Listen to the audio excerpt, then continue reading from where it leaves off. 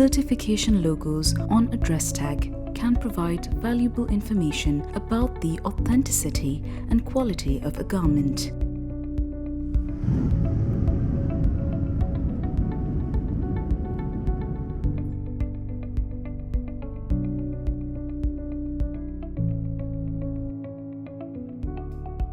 Textile supply chains can be complex with a number of stakeholders. Finished dresses are usually transported from the factory to distribution centers and retailers. Garment factory is where the dress is fully manufactured with all its components. Weaving mills interlace threads to form fabric, while knitting mills create fabric through the interlooping of yarns. Yarn is produced at spinning mills using the raw materials like cotton fibers. Before that, the raw materials are pre-processed. Farmers cultivate crops like cotton and raise animals like sheep for supplying the raw materials. Sometimes non-textile finished products also could end up in the textile supply chain. It involves processes like shaping, assembling, and finishing of non-textile raw materials. These raw materials are made by recycling the waste products.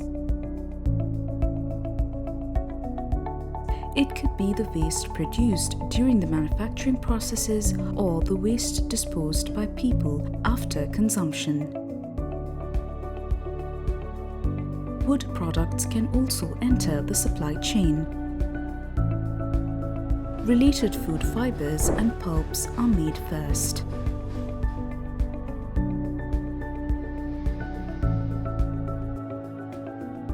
Trees or wood-based resources are the raw materials in here. Wood pulp can even enter the textile supply chain through paper and board manufacturing processes. Certification is vital in the textile supply chains. Being certified under sustainable standards showcases that the garment has met certain environmental and social criteria. When it's about the raw materials, pre- and post-consumer waste can be certified under various recycling standards. RCS and GRS verify recycled content with a focus on ethical production. CCS certifies specific material claims. Recyclass assesses plastic packaging recyclability. PPRS sets plastic pollution reduction strategies. OBP certifies products made from coastal area collected materials. Agricultural raw materials like crops products can be certified under the sustainable standards like Regen Agri and Regen Organic. European and US organic standards are organic possibilities. Additionally, voluntary standards like Netherlands, 𝗬𝗬𝗎, and Demeter are also there. Animal fibers as raw materials can be certified under responsible down, wool, alpaca, and mohair standards, which ensures the ethical practices in animal production.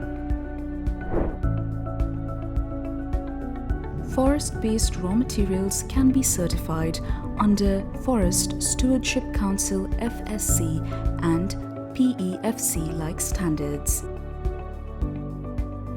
When it's about the initial processing of raw materials, same recycling standards for the raw materials are applicable.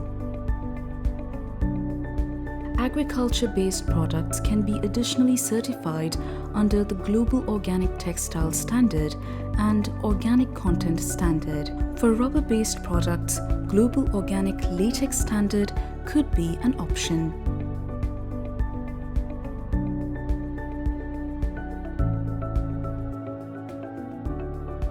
wood pulp-based fiber factories can be certified under the verified sustainable viscose standard.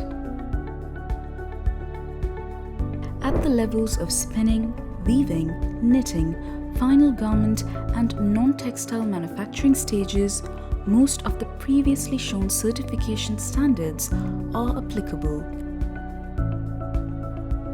There are some certification standards that cover a range of aspects like environment, quality management, energy, and ethical trade practices.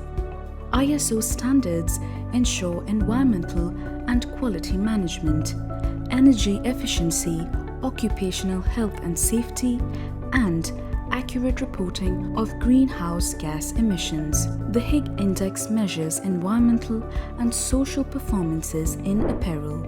Carbon neutral balances emissions. 𝗦𝗬𝗢, SLCP, WRAP, and ETI-like social certifications validate ethical practices and labor conditions.